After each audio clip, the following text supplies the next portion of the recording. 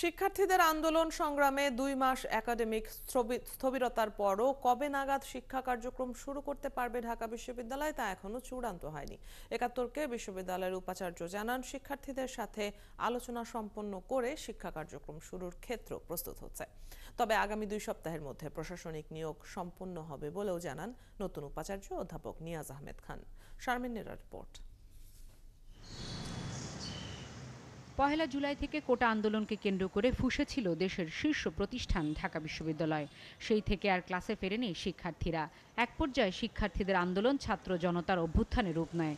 শেখ হাসিনা সরকারের পতন হয়, এরপর খুলেছে আবাসিক হল ও লাইব্রেরি, কিন্তু ক্লাস পরীক্ষা শুরু হয়নি। দায়িত্ব নেওয়ার পর নতুন উপাচার্যের মুখোমুখি হয়ে একাত্তরের প্রশ্ন, কি অগ্রাধিকার তার? ক্লাস পরীক্ষার চিরায়ত ছবি, কবে ফিরবে এই ক্যাম্পাসে? গুরুত্বপূর্ণ পদগুলো মোটামুটি যদি আমরা কার্যকর করতে পারি, তাহলে সবার সহযোগিতায় আমাদের শিক্ষা কার্যক্রম স্বাভাবিকীকরণের প্রক্রিয়াটা আরেকটু ত্বরান্বিত হবে। এই ব্যাপারে আমাদের কিছু অগ্রগতি হয়েছে। তো আমি আশা করছি 10 থেকে 12 দিনের মধ্যে আপনি জানতে পারবেন। সদ্য ক্ষমতাচ্যুত সরকারের লেজুর বৃত্তি করা শিক্ষক প্রতিনিধিদের চাইছে না অনেক শিক্ষার্থী। অনেকে প্রশাসনিক পদ থেকে এরই মধ্যে বাধ্য হয়ে পদত্যাগ করেছেন। এমন অবস্থায় নিরাপত্তাহীনতায় থাকা শিক্ষকদের আস্থার সংকট নিরসনে নতুন উপাচার্যের করণীয় কি?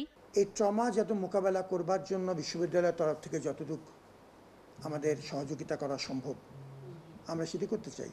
অবশ্যই আমরা উদ্বিগ্ন, ছাত্র শিক্ষক সবার জন্য উদ্বিগ্ন এই ধরনের পরিস্থিতিতে, এবং এটি বিভিন্ন পর্যায়ে আমাদের আলোচিত হচ্ছে। সরকারের তরফ থেকেও কাউকে বাধ্যতামূলকভাবে পদত্যাগ করতে বলা যাবে না, এবং সুস্পষ্ট নির্দেশনাও আছে। আমরা চাচ্ছি যে উত্তেজনা নিরসন করার যতগুলো পদ্ধতি আছে এগুলো কার্যকরভাবে ব্যবহার করতে। এই মুহূর্তে সংলাপের বিকল্প নেই। হল পর্যায়ে শিক্ষার্থীদের সাথে সংলাপের পাশাপাশি শোনা হচ্ছে শিক্ষকদের কথাও। একক সিদ্ধান্ত নয়, সবাইকে সাথে নিয়েই এই প্রতিষ্ঠান এগিয়ে যাবে জানান উপাচার্য। শারমিন নীরা, একাত্তর, ঢাকা।